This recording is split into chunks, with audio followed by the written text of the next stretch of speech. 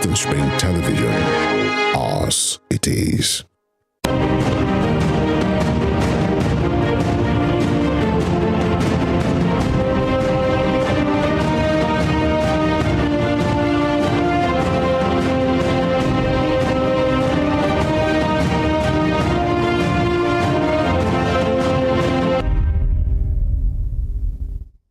Here are the top stories of the news.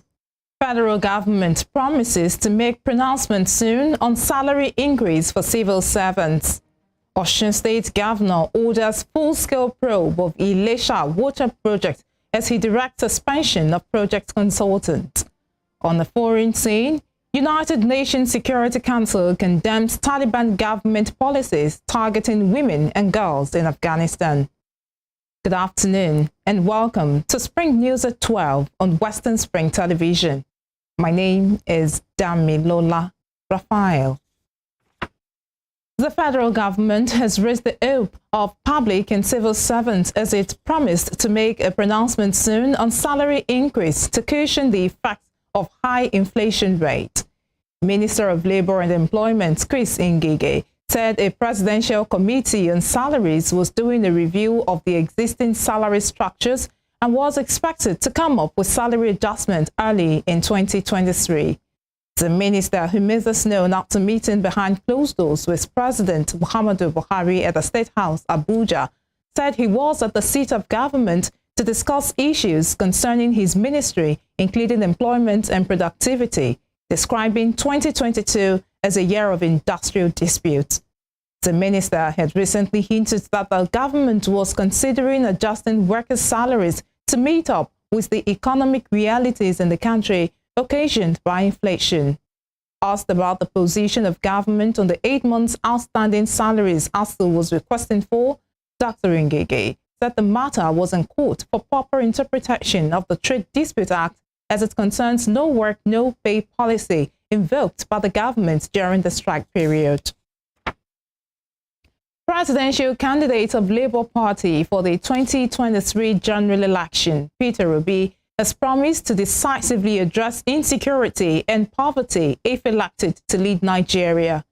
He made the pledge while addressing reporters on the sidelines of the party's strategic meeting in Abuja. The former governor of Anambra State also confirmed the appointment of Akin Osuntokun to replace Doyin Okupe as Director General of the Labour Party's Presidential Campaign Council, stating that a new Nigeria was possible. Mr. Obi described Nigerian youth as energetic and talented, adding that they could compete favorably with their peers globally. He, however, stated that there was need for Nigerians to take back their country and set themselves free from oppression. In the meantime, the People's Democratic Party Presidential Campaign Council says its candidate Atiku Abubakar enjoys the support of many Nigerians not captured by pollsters. Recently, a presidential pre-election opinion poll commissioned by a non-profit organization, ANAP Foundation, had placed Peter Obi of the Labour Party as the leading candidate. But in a statement, spokesperson of the PDP Presidential Campaign Council, Kola Ologbondinyo, said Mr. Abubakar has more supporters than the number allocated to him in polls. According to him, the PDP candidate will win the majority of lawful votes across the country and garner the constitutionally required 25% of votes in more than 24 states of the Federation.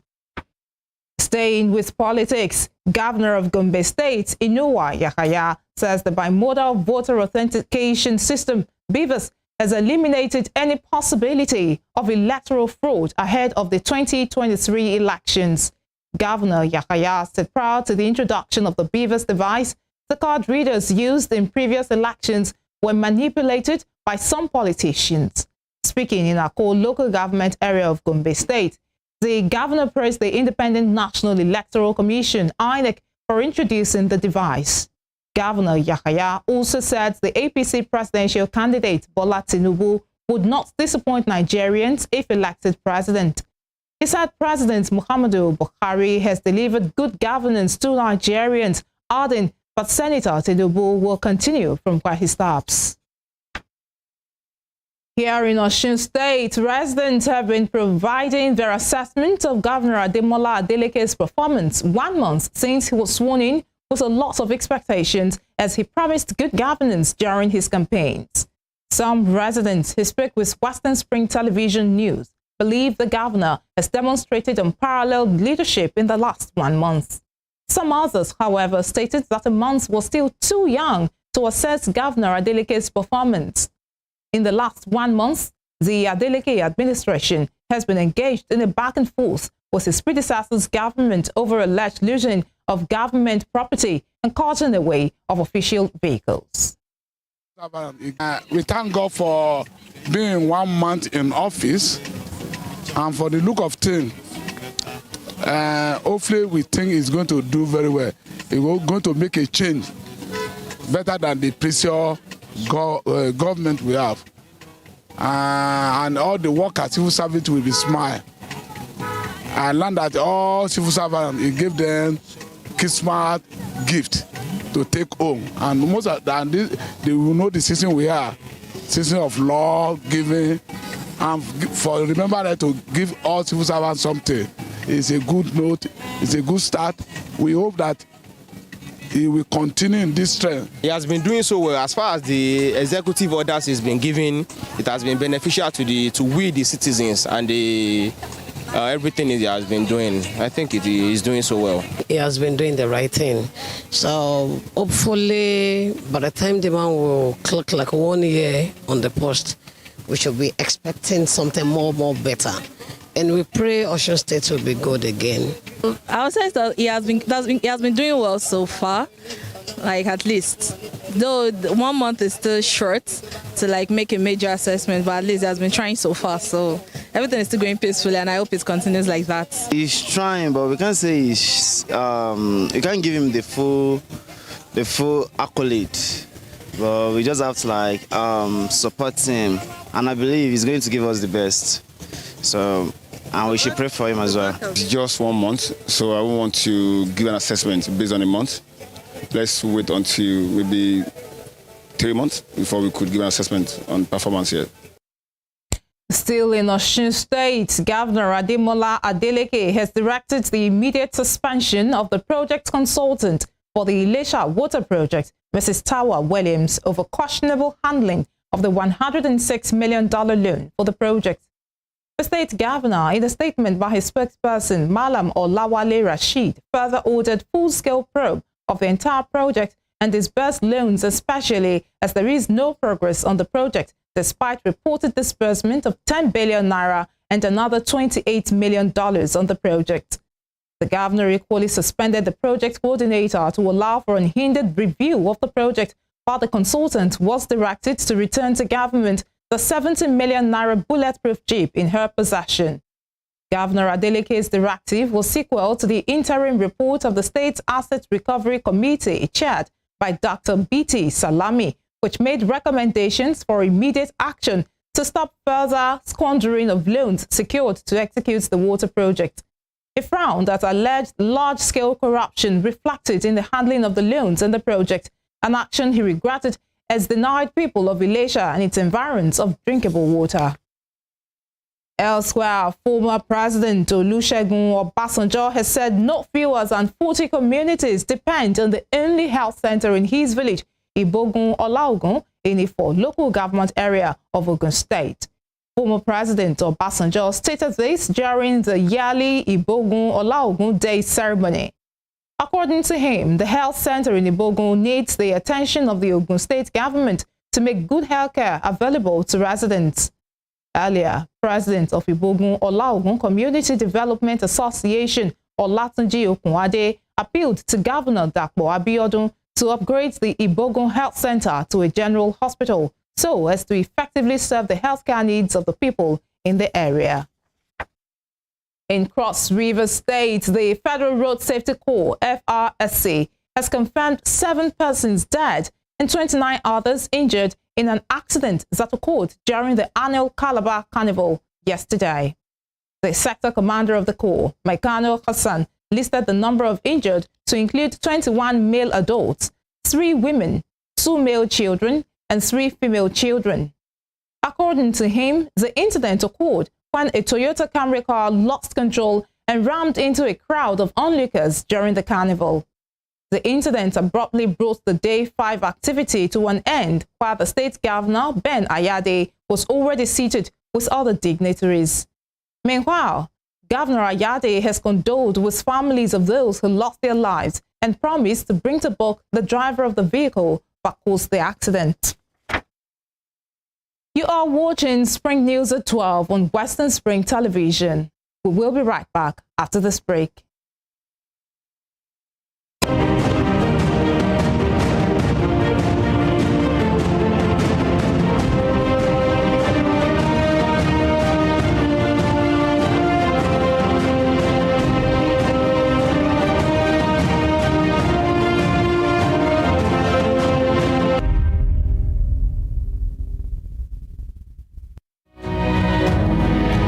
According to the words of Michael Forbes, one who never asks questions either knows everything and nothing. Watch me as I ask the questions you think no one wants to answer. Even questions it appears no one has got the guts to ask. My name is Femi Adifula and I've got the gut. Let's ask the pertinent questions and watch as we get answers.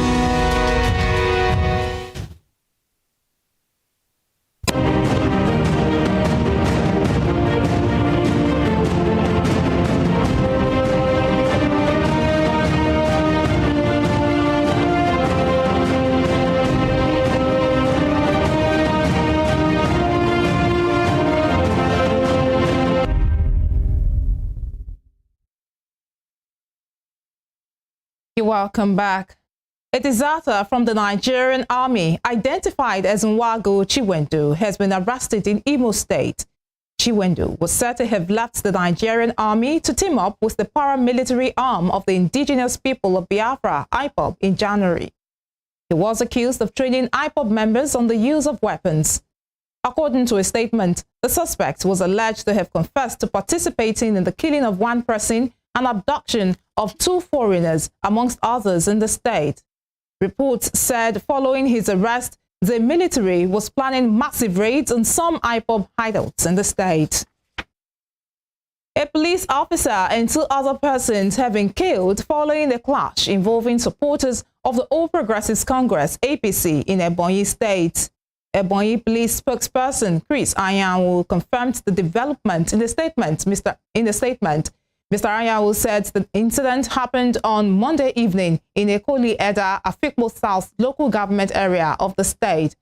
He said two suspects were arrested amongst the irate youths, while others are still at large. Following the development, Governor of Ebonyi, David Umahi, has ordered the arrest of the state APC chairman and the party's House of Representatives candidate for Afikpo North-South constituency, Eni Chima. Governor Umahi, who expressed concern over the incident, directed security operatives to ensure proper investigation and prosecution of all persons found culpable. In Oyo State, the government has endorsed the federal government's plan to concession airports in the country as part of measures to deepen efficiency. Governor Seyi Makinde said the critical high-end infrastructures are central to the economic development of each state and deserving of all investments possible.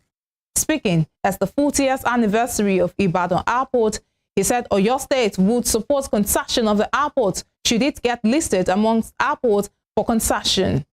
Governor Makinde said in the interim, the state government had been committed to the expansion and development of the Ibadan Airport as a contiguous facility to Murtala Muhammad Airport in Lagos. On the foreign scene, the United Nations Security Council has denounced Taliban government policies targeting women and girls in Afghanistan. The Taliban have banned women from attending university and working for non-governmental organizations within the last week. The 15-member Security Council said it was deeply alarmed by the increasing restrictions on women's education. UN Secretary-General Antonio Guterres said the latest restrictions must be revoked. Mr. Guterres said that the latest restrictions were unjustifiable human rights violations. A statement from the Security Council called for the full, equal, and meaningful participation of women and girls in Afghanistan. The death toll in the New York city of Buffalo has risen to 28, with thousands still without power amidst the monster winter storm that has battered North America. Across the United States, at least 62 people have died in weather-related incidents. In Buffalo, a state official said military police are being brought in to help manage traffic in the city, while a driving ban remains in place. Looting has been reported in parts of the city during the emergency. The winter storm has also forced the cancellation of thousands of flights, including about 4,800 yesterday morning alone, while thousands of passengers have been left stranded at airports across the country. Conditions are now expected to improve, with very little snowfall yesterday and slightly warmer weather on the way. At a news conference, officials in New York's Erie County, which includes Buffalo, said the death toll is expected to rise as search and rescue operations continue. I just want to add that people who are out looting when people are losing their lives in this harsh winter storm is just absolutely reprehensible. I don't know how these people can even live with themselves, how they can look at themselves in the mirror. They are the lowest of the low. And from some of the pictures that we've seen in social media of these looters, they're not looting foods and medicines. They're just looting items that they want. So these aren't even people in distress. These are people that are taking advantage of a natural disaster and the suffering of many in our community to take what they want from retailers, also potentially putting those services at risk in the communities where they are living. Talking business, a Fitch Solutions Country Risk and Industry Research report has predicted that the Nigerian economy will continue to slump in 2023 due to activities leading to the general elections next year, but would likely pick up in 2024, with growth rising to 3.3%. An affiliate of Fitch Ratings, the Fitch Solutions report estimated that economic growth in Nigeria slipped to a six-quarter low of 2.3% in the fourth quarter of 2022, predicting that the country's economic growth would ease further in 2023. The Fitch report records the latest figures from the National Bureau of Statistics, which it said showed that economic growth slowed from 3.4% in the second quarter of 2022 to 2.3% in the third quarter of 2022. Apple and Tesla stocks have dropped over growing concerns about delays in their production lines in China. Apple shares hit their lowest point since June 2021, while Tesla's stock dropped 73% from a record high in November 2021. Companies have struggled to keep production going in China due to COVID restrictions and weeks of lockdowns. Now they are facing a staffing crisis as China battles a COVID wave after lifting years of restrictions. Global investors are being cautious ahead of additional interest rate hikes, a global economic slowdown, and the ongoing war in Ukraine. Still in business, Russia has banned all sales to countries and companies that comply with a price cap agreed by Western nations earlier this month. The price cap, which was agreed by the G7 group of nations, Australia, and the European Union, came into force on the 5th of December. The cap prohibits countries from paying more than $60 per barrel of Russian oil. Russia has now said its oil and oil products will not be sold to anyone imposing the price cap. The presidential decree says the ban will take effect for 5 months from the 1st of February until the 1st of July. The decree also said Russian President Vladimir Putin could give special permission to supply countries that fall under the ban. And now to some sports stories. Chelsea boss Graham Potter remained unclear when quizzed on the fitness of Reece James after the defender went off during last night's 2-0 win over Bournemouth at Stamford Bridge. The West Londoners went into the match chasing a much-needed victory after losing 4 of their last 5 league games and were duly rewarded with all 3 points thanks to 2 first-half goals from Kai Havertz and Mason Mount. The result was overshadowed by another potential injury to James, who was selected to start for Chelsea for the first time since October after recovering from a new injury that forced him to miss the World Cup with England. Yeah, I mean, he's been really disappointed to miss the World Cup, of course. It was a huge blow for him. He wanted to give himself every chance to be in the squad. And you can see today with his quality, what he brings to the team. So he's just had to deal with the injury and try and get back fit. And I think he's done that, well. And we're taking steps, and the plan was for him not to play 90 tonight. It was to play 60, 65 minutes, which is a build-up from what he did previously. So now he's disappointed, of course, at the moment. And like I said, we just want to hope that it's not as bad as it was, and then he can get on a speedier recovery. Dean Smith has been sacked by Norwich City after their 2-1 loss at 10-man Luton Town on Boxing Day left the club 5th in the Championship, 12 points off the automatic promotion spot. Assistant manager Craig Shakespeare and first-team coach Liam Bramley have also left Carrow Road. Head of development Steve Weaver and set-piece coach Alan Russell have taken caretaker charge of the team. Smith replaced Daniel Farke in the Norwich dugout in November 2021, agreeing a 2.5-year deal in the process, only to fail to keep the club in the Premier League as the Canaries finished bottom of the table last season. And before we end the news, here is a recap of our top stories. The federal government has raised the hope of public and civil servants as it promised to make a pronouncement soon on salary increase to cushion the effect of high inflation rate. Osun State Governor Ademola Adeleke has directed the immediate suspension of the project consultant for the Ilesha Water Project, Mrs. Sawa Williams, over questionable handling of the $106 million loan for the project. On the foreign scene, the United Nations Security Council has denounced Taliban government policies targeting women and girls in Afghanistan. As that ends the Spring News at 12 on Western Spring Television. I am Damilola Raphael. Thanks for watching. Good afternoon.